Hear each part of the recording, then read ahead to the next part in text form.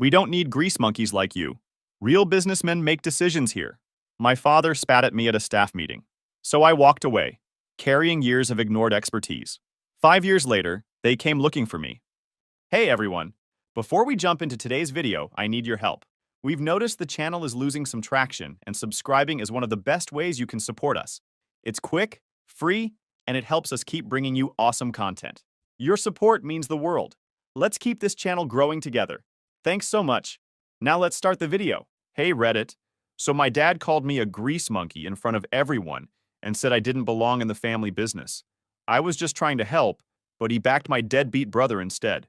Now they're going bankrupt, and he wants me to clean up their mess. Let me start from the beginning. I, 34 male, run a high-end auto customization and restoration shop. 5 years ago, though, I was just the eldest son who couldn't do anything right. My old man Rick, 62 male, started Carter Auto when I was just a kid. It was supposed to be a family legacy. At least that's what he'd ramble about at every damn barbecue. I believed him too. So much that I spent 4 years at Michigan State getting my mechanical engineering degree, then another 2 years getting specialized certifications in automotive electronics and classic car restoration, all while working weekends at the family shop for basically gas money. Growing up, I breathed cars. My walls were plastered with the Lamborghini Countach, Ferrari Testarossa, and the '67 Shelby GT 500. By 14, I could diagnose most engine problems by sound alone. That changed when my brother entered the picture. My younger brother Evan, 30 male, never had to jump through those hoops. He got a business management degree from some online college that advertises during daytime TV, and Dad immediately made him shop manager when he graduated. No questions asked, no proving himself needed. Evan couldn't tell a carburetor from a catalytic converter, but he had people skills and business vision, according to Dad. Translation: he could BS customers and had grand ideas that always required more money than they generated. Our Uncle Jack was the only one who saw through the bull. He ran his own small garage across town. Nothing fancy, just honest work. He'd seen the whole dynamic play out from the outside and tried to warn me. Ronnie, they're never going to see what you bring to the table. Not until you're gone and they need it. I didn't listen. Thought I could change things from the inside. That was my first mistake. Jack had his own garage and a reputation that brought in vintage Ferraris from 3 states away. No ads, just word of mouth. Meanwhile, at Carter Auto, Dad had big dreams, but increasingly outdated methods. The shop had good bones. 6 bays, decent equipment, prime location on the corner of Main and Highland. But he refused to invest in modern diagnostic equipment or update our billing systems. We've always done it this way, was practically the shop motto. We were leaving money on the table every day because we couldn't handle certain repairs that required specialized tools or software. I tried to push for upgrades, even offered to pay for some of them myself, but Dad always shot me down. Meanwhile, Evan would suggest repainting the waiting room in brighter colors, and Dad would sign off on it immediately. The writing was on the wall. I just refused to read it. It all blew up at one morning staff meeting. Dad was reviewing the quarterly finances with everyone, including our head mechanic Tony, office manager Sarah, and my Uncle Jack, who occasionally consulted for us on classic restorations. The numbers weren't great. Revenue was down 12% compared to the same quarter last year. Customer retention had slipped to 68%, well below the industry standard of 80%. Cash reserves were dwindling because we'd invested in a bunch of cosmetic upgrades to the customer lounge that Evan had insisted would elevate the brand experience. But instead of addressing these issues, Evan had just pitched his brilliant expansion plan, opening a second location in the ritzy part of town. His entire plan was a joke. The lease costs were astronomical, the projected customer base was overestimated, and the equipment budget was about 40% of what it needed to be. I sat there taking notes. When Evan finished with his PowerPoint, with animations that looked like they were made by a 5th grader, Dad asked if anyone had questions. Yeah, I have a few, I said, flipping through my notepad. The lease you're looking at is $12,500 a month, but you've budgeted $8,000. The equipment list is missing an alignment rack, which is minimum $30,000, and the market research doesn't account for the 3 other high-end shops within a 5-mile radius. The room went quiet. Evan rolled his eyes. Always the pessimist. Dad shot me that look I'd grown familiar with, the one that said, "Why can't you just play along?" But Uncle Jack nodded slightly, giving me the confidence to continue. I'm not being a pessimist, I'm being realistic. This plan would burn through our cash reserves in 6 months, tops. And that's assuming we even get the customers you're projecting, which we won't. Dad slammed his hand on the table. Enough! Your brother put a lot of work into this. Work? I laughed. He copy-pasted this from the franchise proposal template on the SBA website. Look, it still has the sample text in the footer. Evan's face went red. At least I'm trying to grow this business instead of just fixing the same old cars every day. Dad stood up, pointing at me. Your brother's thinking big. That's what this business needs. Visionaries, not mechanics. The world's full of guys who can change oil and rotate tires. That hit hard. 8 years of education, countless certifications, and the custom 1967 Mustang restoration that got us featured in Auto Enthusiast magazine last year, all reduced to changing oil and rotating tires. That Mustang resurrection had been my showcase project. 6 months of nights and weekends, bringing it back from the dead paid off when we unveiled it at the regional car show. That single project brought in 3 high-end clients and about $300,000 in revenue. And now Dad was acting like I was just some grunt turning wrenches. I built our reputation on quality work, I said, keeping my voice level despite the heat rising in my neck. The classic car division you pushed me to start brings in 40% of our revenue now. And we're grateful for that, Dad said in that patronizing tone. But we need leadership now, not just technical skills. Uncle Jack spoke up. Rick, you're making a mistake here. Ronnie knows what he's... Dad cut him off. I didn't ask for your input, Jack. This is a family decision. I am family, Jack shot back. You know what I mean, Dad muttered. Then he looked straight at me with those cold eyes. We need businessmen, not grease monkeys. You don't belong in the decision-making part of this company. The room went dead silent. I stood up slowly, gathering my notes. Where are you going? Dad asked, surprised that I wasn't just taking it like usual. If I'm just a grease monkey, then I quit. Effective immediately. I walked out, ignoring Mom's gasp and Evan's smug little smirk. Uncle Jack followed me to the parking lot. You're doing the right thing, he said quietly. Should have happened years ago. What the hell am I supposed to do now? I asked him, reality settling in. I had about $42,000 saved up, but no real plan. Come work with me, he said. Not forever, just until you figure out your next move. I nodded, too angry to say much else. That night, I packed up my apartment and crashed on Uncle Jack's couch. I was 29 years old, starting over from scratch.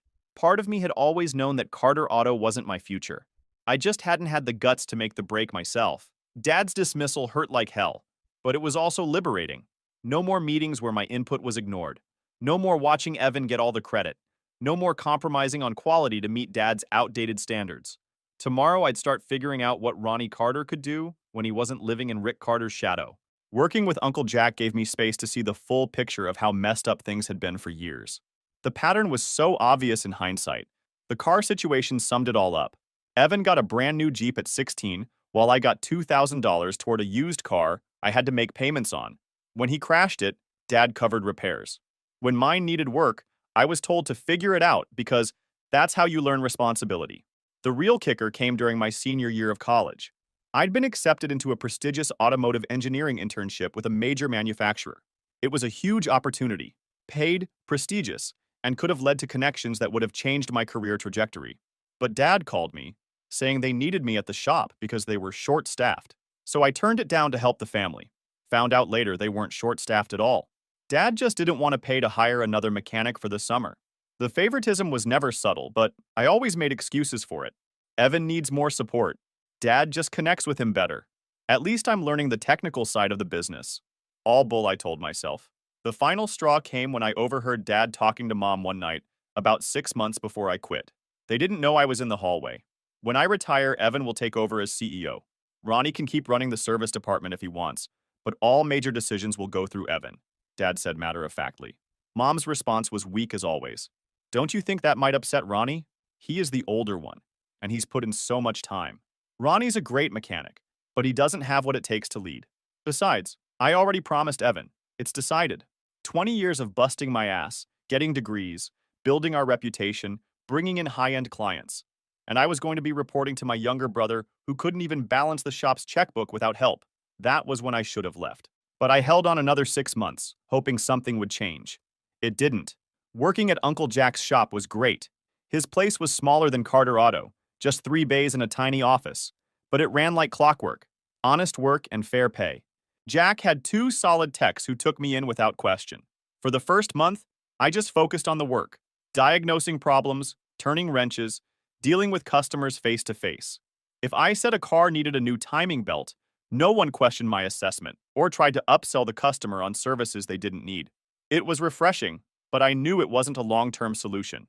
Jack's shop was successful, but small by design. He'd never wanted to expand or take on more than he could personally oversee. I respected that, but I had bigger ambitions. At night, after the shop closed, I'd stay late sketching out ideas for my own place. What would it look like? What kind of services would we offer? How would we differentiate from the dozens of other repair shops in the area? I kept coming back to restoration and customization. That had always been my passion, and there was a growing market for it that wasn't being well served locally. Plenty of shops could handle basic repairs, but few had the expertise or patience for complete classic car restorations or high-end customization work. The question was how to break in without significant capital or an established reputation of my own. I needed a showcase piece, something that would demonstrate my skills and vision in a way that would attract the right kind of clients. Uncle Jack's garage was small but honest. Just him, two other mechanics, and a part-time receptionist. The pay was crap compared to what I could make elsewhere, but it gave me time to plan my next move while keeping my hands busy. 3 months in, I got an unexpected opportunity. A client brought in a 1970 Dodge Charger that had been sitting in his barn for 30 years. It was in rough shape, but the bones were good. The guy had gotten a quote from another restoration shop for $65,000 and nearly had a heart attack. This Charger wasn't just any old muscle car. It was a genuine RT with the 426 Hemi engine option, one of fewer than 200 ever made. In proper restored condition, it could be worth north of $200,000. The owner, Bob Henderson, had inherited it from his uncle and had fond memories of riding in it as a kid, but he didn't have the knowledge or funds for a proper restoration. "I can do it for $48,000, I told him after a thorough inspection, "but I need half up front for parts and materials." He looked at me suspiciously. "That's a lot less than the other quote. What corners are you cutting?" "None," I said honestly. "I don't have the overhead they do, and I'll be doing most of the work myself instead of farming it out." He studied me for a minute, then nodded. "Jack vouches for you, and that means something. But I want weekly progress updates and photos." The next day, $24,000 hit my account. I took $16,000 of it and rented a small warehouse space on the edge of town, bought some essential equipment, and got to work. I hired a semi-retired painter named Marcus, who had 40 years of experience, but wanted flexible hours. Uncle Jack let me use his shop's lifts on Sundays when they were closed. That Charger became my obsession. I spent 14-hour days on it, 7 days a week.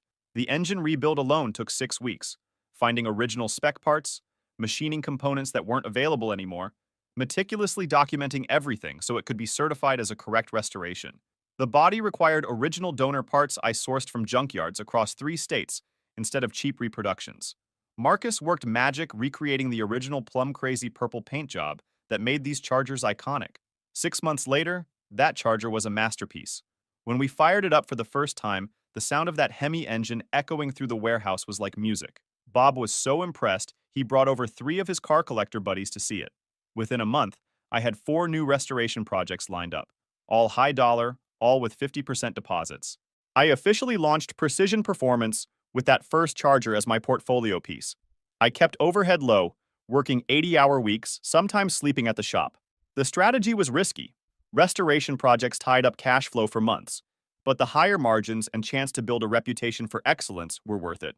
A year in, I had hired 3 full-time specialists: Marcus for paint, a guy named Diego who was a wizard with wiring and electronics, and an upholstery expert named Tom who could recreate any interior from scratch.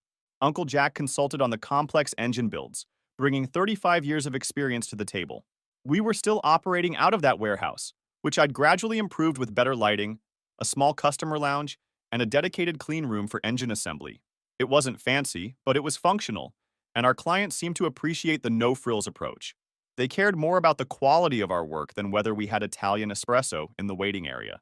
That's when I met Ryan Matthews, a 40-year-old tech entrepreneur with too much money and a passion for resto mods, classic cars with modern performance upgrades.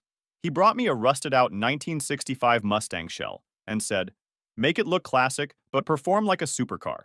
The budget? $175,000. This was a different kind of challenge. The Mustang would need a completely custom chassis, modern suspension, upgraded brakes, and a contemporary drivetrain that could deliver supercar performance while looking like it belonged in a 60s pony car. I spent weeks just on the design, creating detailed 3D models and performance simulations before cutting a single piece of metal. Ryan was involved throughout, refining the vision as we went. The build took 9 months from start to finish. We replaced the original 289 V8 with a modern Coyote 5.0. Zero crate engine pushing 460 horsepower, added a 6-speed manual transmission, completely redesigned the suspension geometry, and installed Brembo brakes all around. The body remained largely stock in appearance, with subtle modifications to accommodate wider tires and improved cooling. The final product got featured in 3 automotive magazines and won Best Resto Mod at a major car show. Ryan was so impressed he became an unofficial brand ambassador, bringing in his wealthy friends and eventually becoming a silent investor when I was ready to expand. By the end of year 2, Precision Performance had a 10-month waiting list, and I had to move to a proper 15,000 square foot facility. I poached Tony, the head mechanic from my dad's shop, offering him $20,000 more per year plus profit sharing. Dad never found out it was me who hired him away. Tony brought with him a wealth of knowledge about Carter Auto's operations, their pricing structure, their vendor relationships, their customer pain points. I didn't use this info to directly compete with Dad's shop, but it helped me avoid making some of the same mistakes. I stayed focused on what I knew best, taking historic cars and making them exceptional, either through pure restoration or tasteful modernization. And I never ever launched a service I couldn't deliver perfectly. The turning point came when I met Sophia Reeves, a marketing consultant who specialized in luxury brands. She came to the shop with her brother, who was picking up his restored BMW 2002, and immediately started asking me questions about my business model. Sophia wasn't what I expected in a marketing person. She'd previously worked with high-end watchmakers, boutique hotels, and custom furniture designers, businesses that, like mine, were built on craftsmanship and attention to detail rather than volume. "You have something special here," she told me bluntly, "but nobody knows about it except a handful of wealthy car guys. You're leaving money on the table." I was skeptical. "I don't want to be just another shop. Quality over quantity." She shook her head. "I'm not talking about quantity. I'm talking about perception and positioning. You're doing the work of a premium brand, but charging upper middle rates and marketing yourself like a local business." After some convincing, I hired her as a consultant.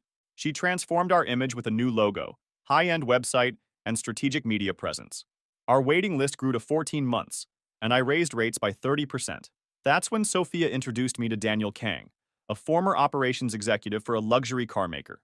"Your quality is impeccable, but your processes are killing your margins," he said after one tour. I brought him on as COO with equity instead of a huge salary. The best decision I ever made. He streamlined everything, cutting turnaround time by 25% without sacrificing craftsmanship.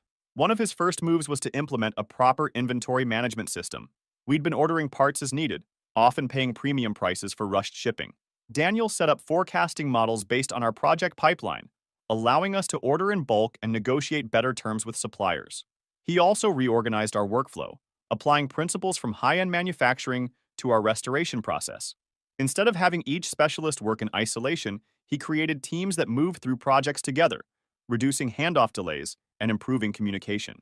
The results were immediate: faster completions, fewer errors, and happier clients. With Sophia handling our image and Daniel running operations, I could focus on what I loved: the cars themselves and training the next generation of restoration experts. We started an apprenticeship program, partnering with technical colleges to find talented kids who wanted to learn the craft the right way. I'd never seen myself as a teacher, but it turned out I had a knack for it. Nothing gave me more satisfaction than watching a 19-year-old kid who'd never held a wrench before transform into a skilled craftsman. By year 4, we had opened a second location in Arizona, focusing on rust-free classics from the Southwest. A year later, a third shop in Florida. Each one maintained the same standards, the same attention to detail, and the same commitment to doing things right. Meanwhile, through the grapevine, I heard things weren't going so well at Carter Auto. Dad had gone through with Evan's expansion plan, opening that second location in the expensive part of town. It lasted 9 months before they had to break the lease, losing over $120,000 in the process. Evan blamed market conditions. I knew better. They'd lost 3 more experienced mechanics after Tony left, replacing them with cheaper, less skilled labor. The quality of their work declined. The customer complaints increased. A former Carter customer who'd switched to us told me they'd had his Mercedes in for 3 weeks trying to fix an electrical issue. Another said they'd been quoted $3,200 for a timing belt replacement that should have cost half that. Uncle Jack kept me updated occasionally, though he'd mostly distanced himself from them too, after Dad disrespected him at that last meeting. They're still afloat, he told me during our monthly fishing trip, but they're taking on water fast. I just nodded and cast my line again. I had my own ship to steer. In my 5th year of operation, Precision Performance hit $8.2 million in annual revenue across all locations. We had a staff of 47 specialists, a YouTube channel with over 200,000 subscribers, Sophia's idea, and a reputation as one of the top restoration shops in the country.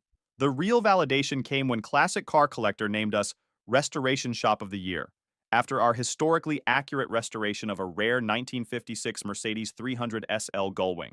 The article called our work museum quality, and me a mechanical artist rather than just a mechanic. That challenging 18-month project resulted in a car that Mercedes-Benz themselves acknowledged as one of the finest examples in existence. I framed that article, not out of ego, but as a reminder of what happens when you stay true to your standards. Ryan, my tech entrepreneur, client-turned-investor, introduced me to the concept of diversification. You've built an incredible business, but it's still dependent on your direct involvement. You need to think about what's next. He was right. As rewarding as the restoration work was, it had limitations. Projects took months to complete, required massive upfront investment, and could only be scaled so far without compromising quality.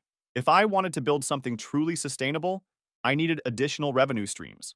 We diversified by launching a reproduction parts business for rare classics. Unlike the cheap approximations flooding the market, ours were indistinguishable from originals in materials and finish. What started as a side hustle quickly grew into a 7-figure business with orders from shops worldwide. Daniel also suggested creating digital records of our restorations, which became a subscription service for DIY restorers and small shops.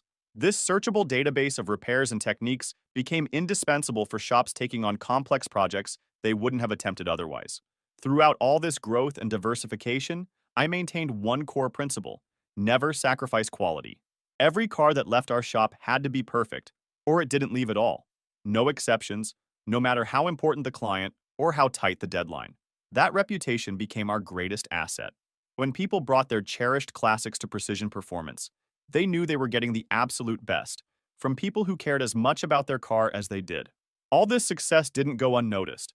I started getting acquisition offers from larger automotive groups and investors. Some were tempting, 8-figure sums that would have set me up for life. But I remembered what happened when my father chose money over craftsmanship. I wasn't going to make that mistake. The call came on a Wednesday afternoon. I was reviewing designs for a custom carbon fiber dashboard we were developing for a Ferrari restoration when my assistant buzzed in. "There's a Lisa Carter on line 1. Says she's your mother." 5 years of silence, and now she was calling out of the blue. I considered not taking it, but curiosity got the better of me. "Hello, Mom," I said, keeping my voice neutral. "Ronnie," she said, her voice strained. "How are you?" "I'm well. What can I do for you?" The small talk lasted about 30 awkward seconds before she got to the point. "Your father had a heart attack last week. He's stable, but he's going to need bypass surgery." "I'm sorry to hear that. I hope he recovers quickly." "There's more," she continued. "The business. It's not doing well. Evan made some decisions that haven't worked out. Through industry contacts, I'd heard Carter Auto was on the verge of bankruptcy. They'd tried to expand too quickly, taken on too much debt, and cut too many corners on quality." "What kind of decisions?" I asked, though I already knew. "He took out loans to open 2 more locations.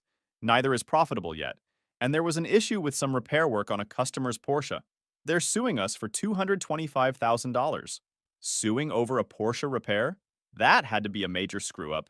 These weren't Toyota Corollas we were talking about. Porsche owners expect perfection, and they can afford good lawyers when they don't get it. And what exactly are you hoping I'll do about this?" There was a pause. "We need your help, Ronnie. The bank is threatening to call in our loans. We could lose everything."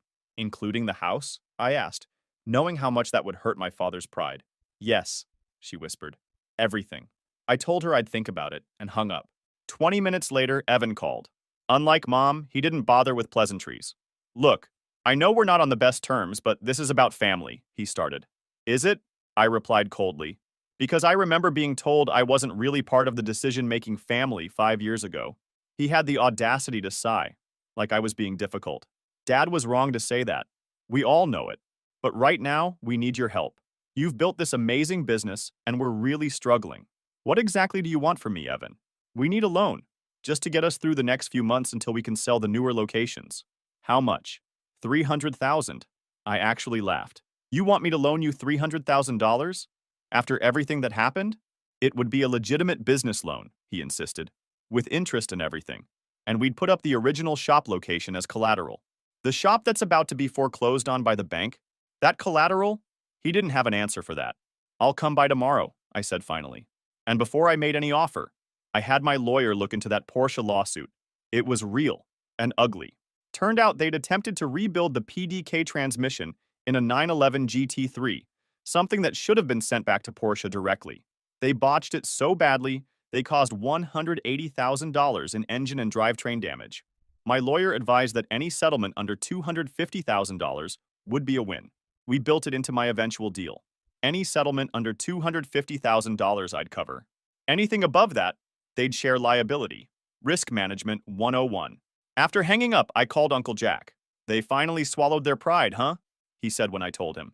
Seems like it. How bad is it really over there? Jack sighed. Worse than they're letting on.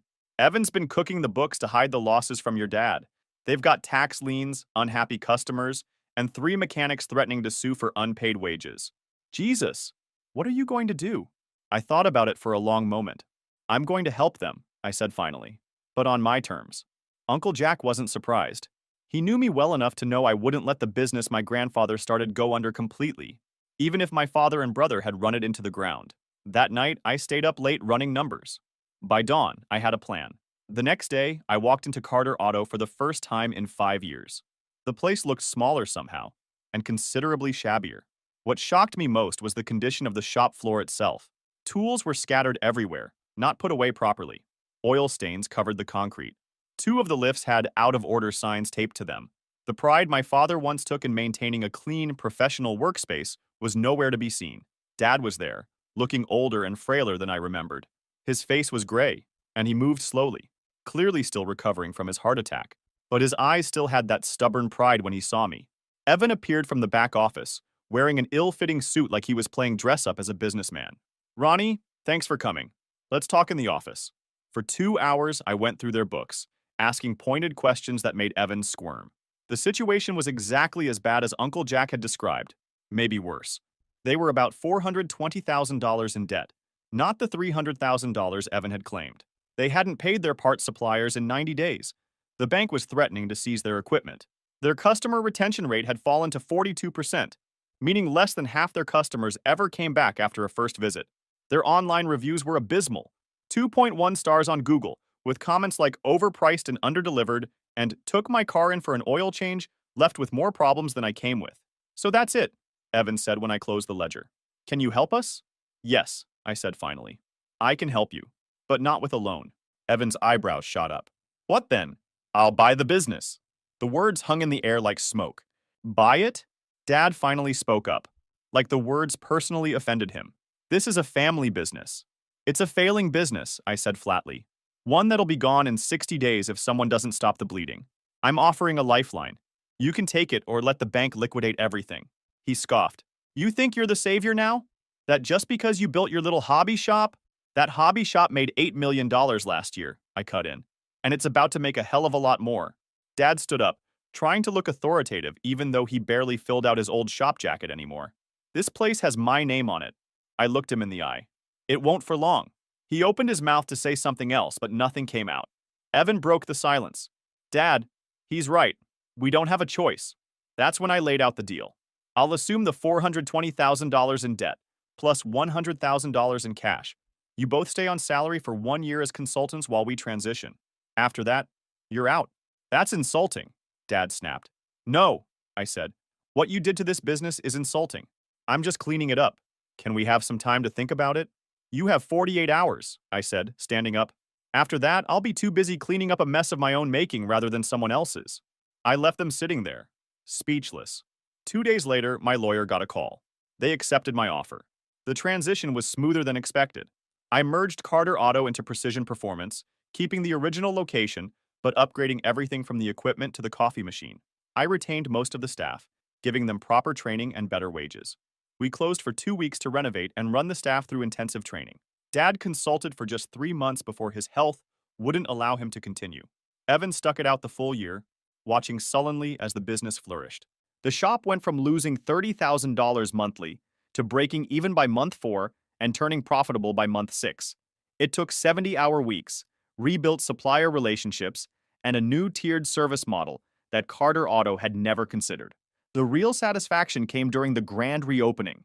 We'd renovated the entire facility, and I invited all the old customers back for an open house. Many of them remembered me from before and were effusive in their praise of how the place had transformed. "You've really saved this shop," one longtime customer told me, right in front of Dad and Evan. "It was going downhill fast these last few years. I'd actually started taking my BMW elsewhere." Dad's face tightened, but he said nothing. Later that night, after everyone had left, Evan approached me in the new customer lounge. He looked defeated. "I really thought I could do it," he said quietly. "Run the business like Dad." I poured him a coffee from our new espresso machine. The problem was trying to be like Dad at all. He built this place through hard work, but he stopped evolving. You can't just keep doing the same thing and expect different results. Evan nodded slowly. "For what it's worth, I'm sorry. For how things went down before." "I know," I said. And I did. Evan was never the enemy. He was just the favored son who never had to face consequences until now. A few weeks later, I offered him a position in sales at our main location, not out of charity, but because I genuinely thought he might excel there if given the right structure and support. To my surprise, he accepted, and even more surprisingly, he thrived in the role. Turned out Evan was excellent at building relationships with high-end clients when he had a quality product to sell and wasn't responsible for the operational side.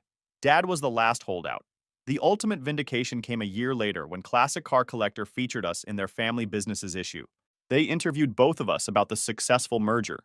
Dad, to his credit, told the truth. "Ronnie saw what I couldn't, that craftsmanship matters more than expansion.